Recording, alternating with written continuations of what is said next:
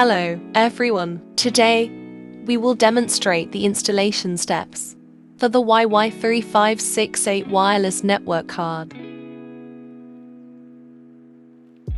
The network card slot of the YY3568 is located on the right side of the development board. After inserting the network card, tighten the screw to secure it. We power on the development board. The current system is the Android operating system. You can directly connect to Wi-Fi from the desktop. Due to not connecting the antenna, the received Wi-Fi signal is relatively weak. Now, let's attach the antennas to the network card. Next, reinsert the network card into the slot.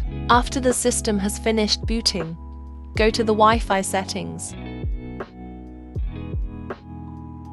Clearly, the Wi-Fi signal is much stronger now than before. The wireless network card provides YY3568 with greater flexibility and a wider range of usability, allowing you to easily connect to the network without the limitations of wired connections. Its portability and adaptability on the desk, making it an ideal choice for various applications in different scenarios.